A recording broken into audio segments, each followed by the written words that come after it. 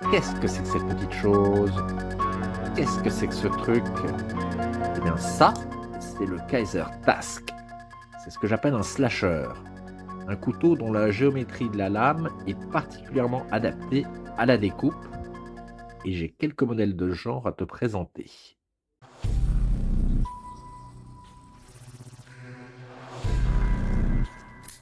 Bonjour à tous, vous êtes sur Lame de Pique, la chaîne des collectionneurs de couteaux. Que vous soyez un accro du flipper ou un fanat du roulement à billes, ou au contraire un blasé de l'ouverture assistée, bienvenue à tous sur Lame de Pique, la chaîne des passionnés du canif. Alors, qu'est-ce que j'appelle un slasher? Eh bien, un slasher, c'est un couteau dont le fil de lame est plutôt droit comme ça, et dont la pointe est très basse par rapport à l'axe du pivot, et donc pratiquement aligné avec le fil de la lame. Parfois, ça peut monter un petit peu, souvent c'est plat. Alors, on appelle souvent ce genre de lame des lames Wharncliffe ou Shipfoot. Et dans la réalité, c'est un petit peu difficile de faire les différences entre les deux parce qu'il y a rarement des couteaux qui ont vraiment la forme académique, on va dire. Donc, ça dépend un peu de chacun. Mais par exemple, voilà, ça, pour moi, ça, c'est une lame Wharncliffe. Hop, tu vois, le Wharncliffe, c'est vraiment, d'abord, plutôt horizontal, presque horizontal. Certains sont complètement horizontales. Et puis, tu as la pointe descend progressivement vers le bout de la lame. Alors que la lame Shipfoot, c'est pareil, ça a toujours ce fil de lame assez plat, mais la descente de la pointe vers le reste de la lame est plus brutale, hein. L'angle est un petit peu plus prononcé. Ça, par exemple, pour moi, c'est donc une lame Wharncliffe. Mais parfois, certains parlent carrément de lame en tanto inversé. Alors, je suis pas trop d'accord parce que pour moi, le tanto, il faut vraiment qu'il y ait deux pointes. Donc, bah, ce serait ici, ici. Mais sauf qu'ici, c'est pas vraiment une pointe, quoi. Enfin bon, c'est laisser un petit peu l'appréciation de chacun. J'ai trouvé une illustration où il parle de pointe rabattue, lame à pointe rabattue, et je trouve que c'est ce qui est peut-être le plus clair pour définir ce genre de lame.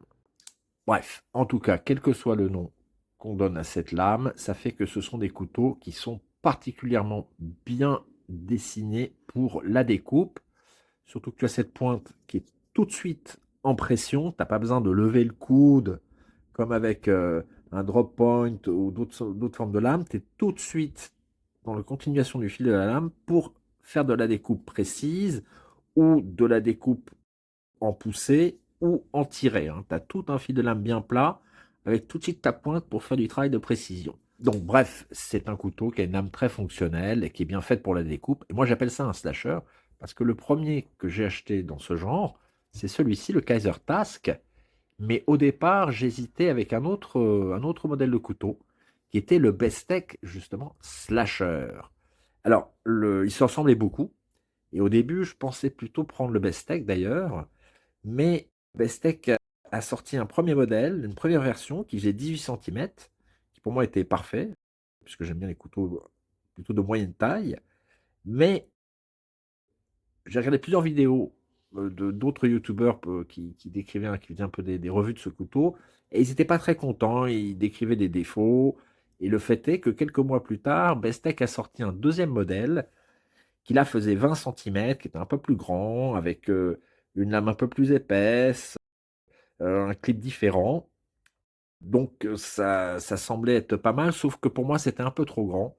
Donc j'ai préféré prendre le Kaiser. Alors ce Kaiser Task, c'est un couteau qui fait 18 centimètres pour 78 grammes. L'acier, c'est du 154 cm.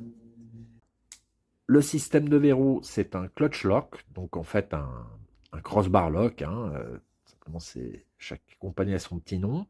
Il se trouve qu'il est réglable, tu verras peut-être pas très bien, mais ici en fait tu as t'as 3 ou 4 petites positions où tu vas pouvoir déplacer où tu accroches le ressort Oméga et donc en changer la tension si tu veux une détente souple ou une détente un peu plus solide, un peu plus rigide.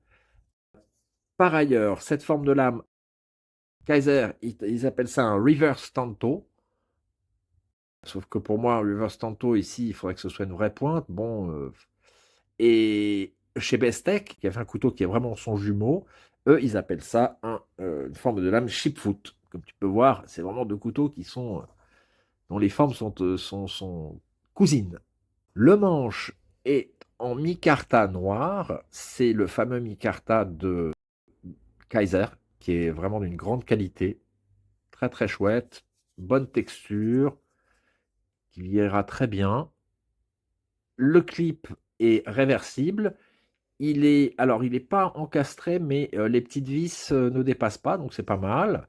Tu peux le remettre de l'autre côté, donc ça en fait que c'est un couteau complètement ambidextre.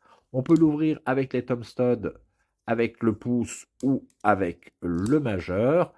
Et tu peux même dévisser, si tu veux, les thumb studs pour te servir du trou de lame. Moi, je ne l'ai pas fait parce qu'il me semblait que c'était vraiment un peu petit. Et autant sur le Hiccup, je l'ai fait, autant sur celui-ci, ça ne m'intéressait pas, quoi.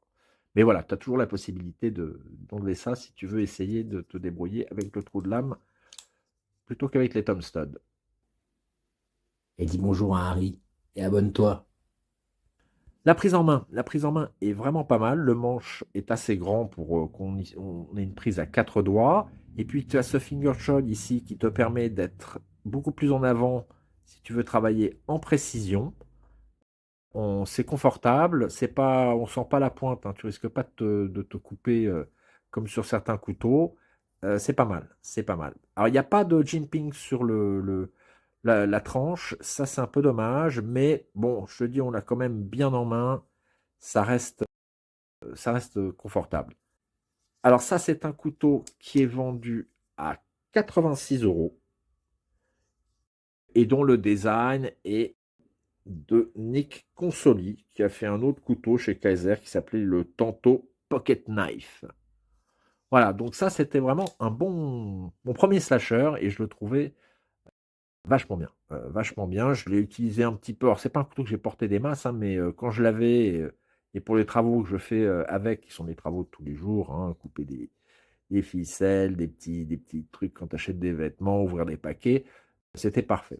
Alors c'est un couteau qui a une très bonne action, s'ouvre très facilement, qui est un vrai fidget toy, hein, si tu veux t'amuser avec, ça t'en finis pas, que ce soit avec les thumb studs ou avec le crossbar lock qui est très bien réglé. Et puis donc cette forme de lame, pour moi, c'est plutôt une pointe rabattue, hein. Je trouve que c'est le terme qui s'applique le mieux. Voilà, une très bonne option de slasher, et donc à 86 € à peu près, hein. Alors, le deuxième modèle que je voulais te présenter, c'est le Vostid Talarurus. Alors, Talarurus, c'est un dinosaure herbivore qui a une queue en forme de panier. Alors, voilà pour la petite histoire. Alors, c'est un couteau qui fait un petit peu plus de 18 cm pour 102 grammes. L'acier, c'est du Sandvik 14C28N. Et la forme de lame, eh ben, Vostid, ils appellent ça Modified Shipfoot, comme quoi chaque compagnie appelle ça différemment. Il se faut de nous. Le système de verrou, c'est un crossbar lock. Alors, attention avec ce type de manche. En fait, quand le talon du manche est en biseau comme ça, quand tu le refermes, si tu fais pas attention et que tu le mets un peu trop profond dans ta paume, eh bien, il t'arrive ce qui m'est arrivé, la lame te pique. Alors ça m'est arrivé avec celui-ci très souvent, hein. En plus, il est plus petit. Ça, c'est le Real Steel Sacra. Et comme tu peux voir, c'est pareil. Là, on a ce biseau sur le talon du manche. Et donc là, paf, tu le mets dans la paume trop profondément. Et ben, tu te coupes à coup sûr, hein. Là, tu peux pas voir ce que j'ai le pansement, mais ici, j'ai une dizaine d'entailles, alors que ça n'arrive pas du tout avec, par exemple, le Kaiser TAS que je te présentais tout à l'heure. Là, il n'y a aucun risque, hein. Ni même avec celui que j'ai présenté il y a quelques jours, le SRM je me rappelle plus du modèle, SRM 258, hein. Ça, c'est pareil, donc la forme du manche, le talon du manche est complètement différente, et puis c'est vrai qu'il est un peu plus grand aussi, mais là, aucun risque, hein. Mais voilà, donc celui-ci, attention, c'est peut-être moi qui suis un peu maladroit et qui ferme pas ça comme il faut, mais le fait est qu'on peut se couper très facilement. Alors, ceci dit, c'est de l'ouverture, ça se fait avec donc un tome disque que tu peux utiliser avec le pouce ou avec le majeur à la Spider-Man. La lame est très épaisse, hein, c'est du 3,5 mm. Et par contre, il n'y a pas de jimping ici. C'est un peu dommage, mais avec le tome disque et puis cette espèce de renfoncement qu'on a ici, en fait, on est bien en contrôle, hein. Et puis alors, c'est là où c'est assez bien foutu. Le finger choil ici, tu vois, on pourrait penser qu'il est trop petit, mais avec cette forme, cette géométrie de manche ici, le fait que ce soit en biseau, en réalité, tu es très bien. Tu es bien en contrôle, tu risques pas de te piquer ici avec le bout de la lame, le début de la lame, et tu l'as bien en main. Voilà. Donc, très bien pour les travaux de précision, pour la découpe, puisque c'est vraiment cette forme de lame, ce couteau vraiment est fait pour ça. Et c'est un couteau donc qui a un clip qui pour le coup est complètement inséré.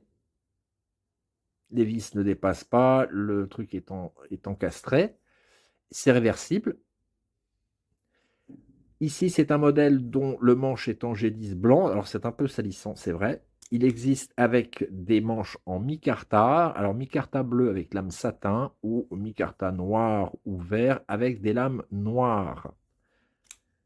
Vostit, c'est une marque que j'aime beaucoup parce qu'ils sortent des modèles qui sont très originaux, toujours de très bonne qualité, de très bonne facture.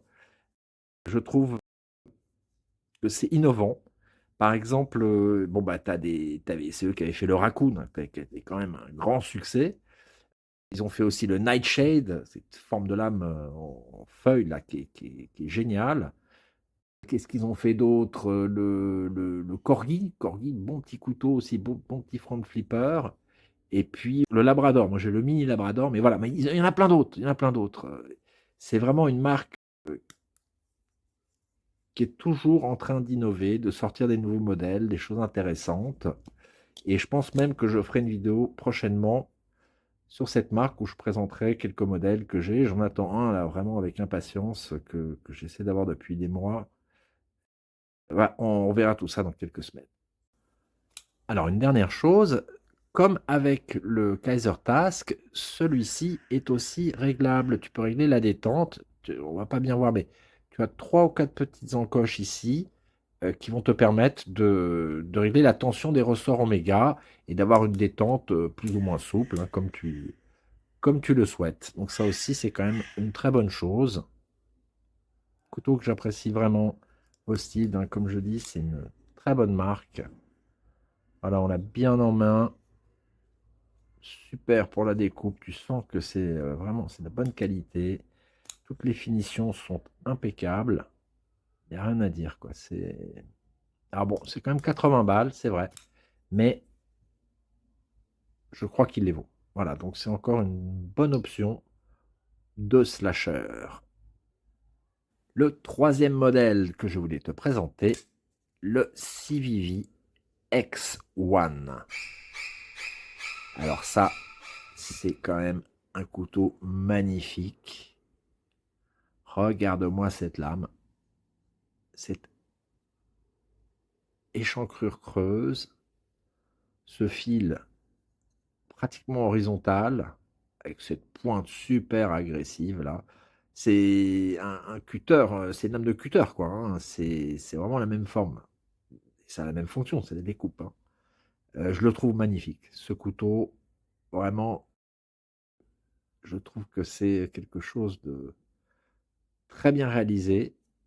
Alors c'est vrai que le manche est peut-être un peu fin, par rapport à la lame, mais en fait, on l'a bien en main. Alors bon, moi j'ai des mains fines de chirurgien, n'est-ce pas?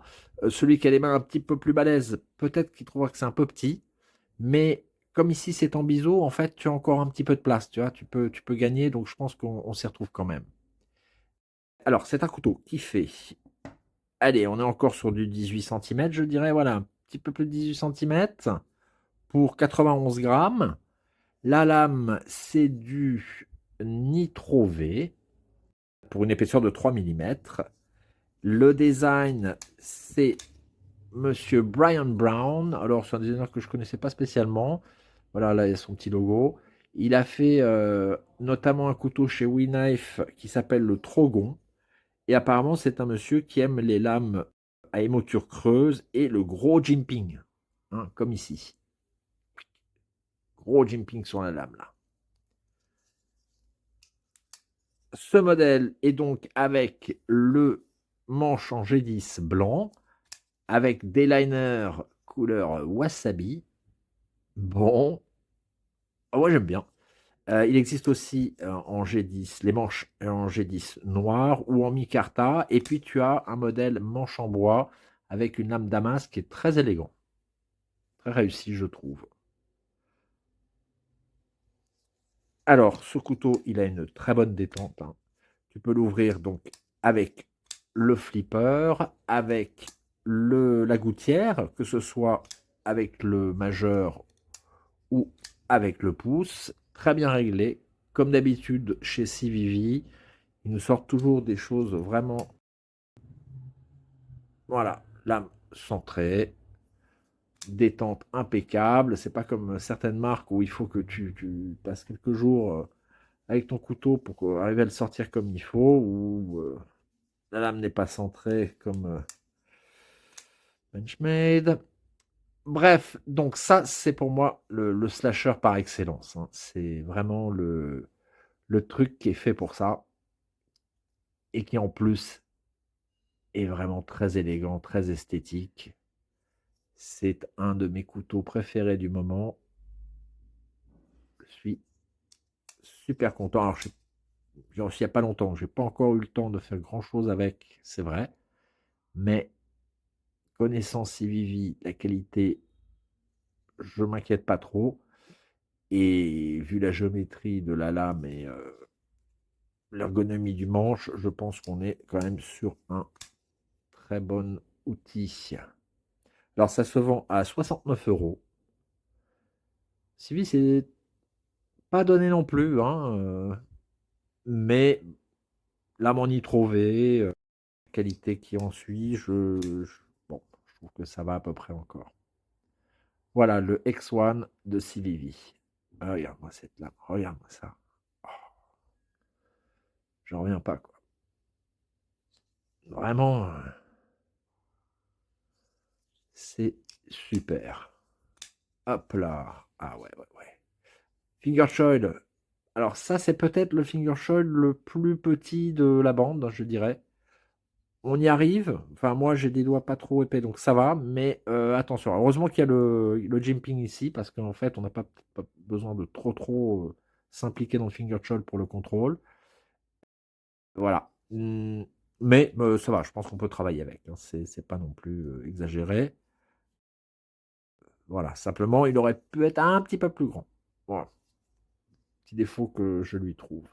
Le clip est pas inséré et pas encastré non plus, c'est un peu dommage. Bon, les vis ne dépassent pas, c'est déjà bien. Ça y est, j'ai mis du sang sur le manche, pas cool.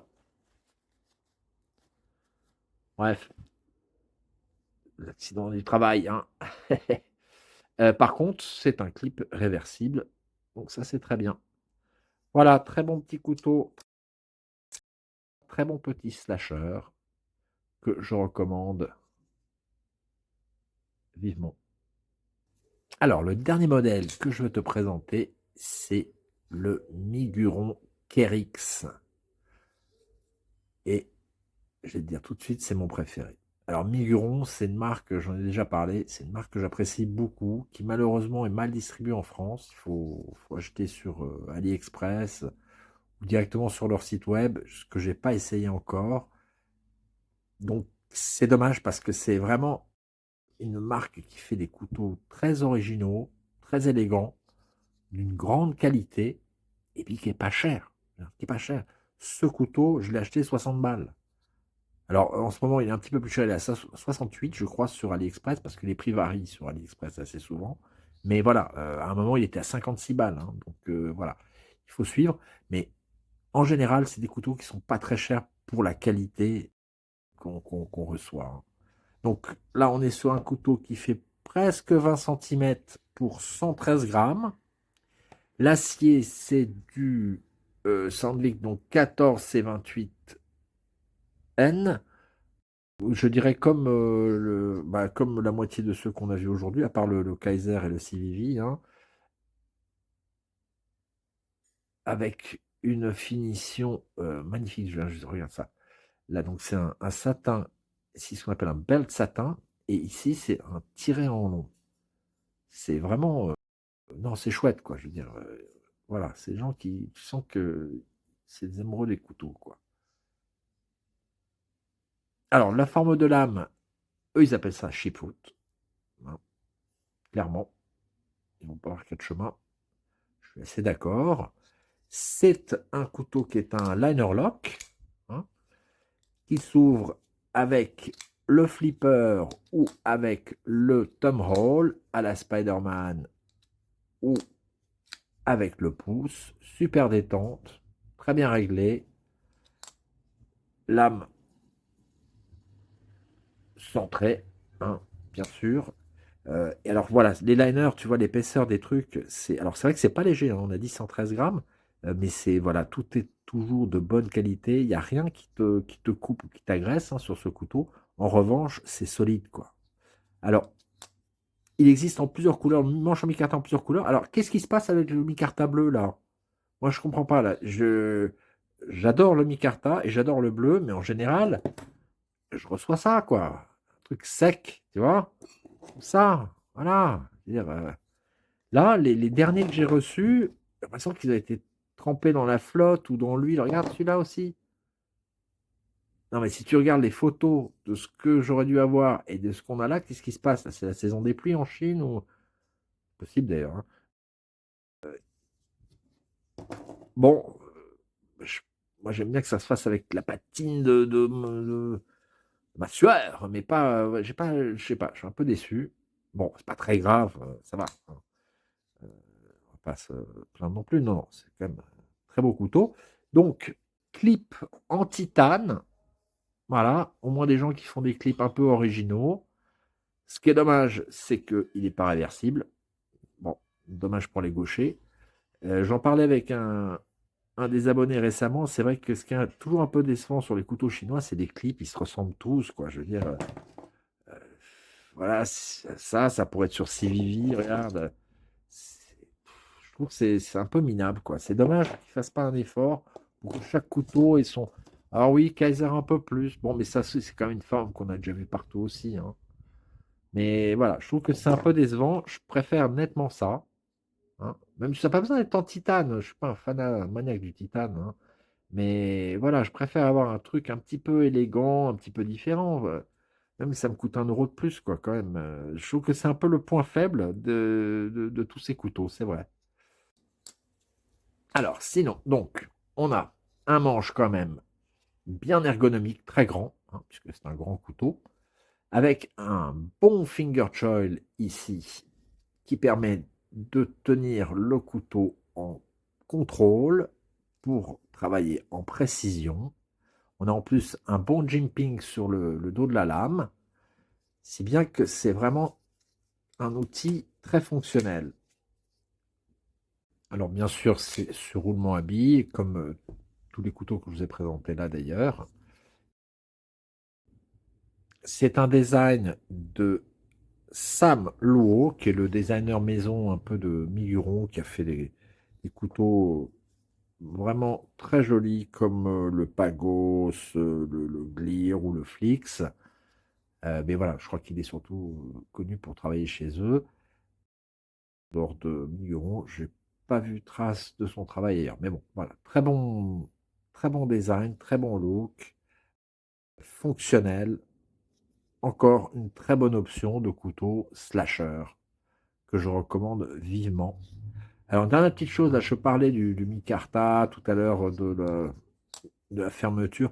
Je pense pas toujours à le faire, mais intervenez dans les commentaires. Si vous avez, si par exemple vous avez des conseils pour m'expliquer comment fermer un peu mieux mon couteau, ça m'intéresse. Si vous avez eu une expérience avec le micarta similaire ou complètement différent, ça m'intéresse aussi. Voilà, c'est le grand avantage de YouTube, c'est que c'est interactif. Donc moi, je pense pas toujours à le dire, parce que je suis nouveau sur YouTube, mais intervenez, moi je lis tous les commentaires, ça m'intéresse, c'est comme ça que j'apprends plein de choses. Et voilà, votre avis est précieux. Voilà. Voilà, j'espère que ça t'a intéressé. Laisse-moi un commentaire, like, abonne-toi et à très bientôt sur Lame de Pique.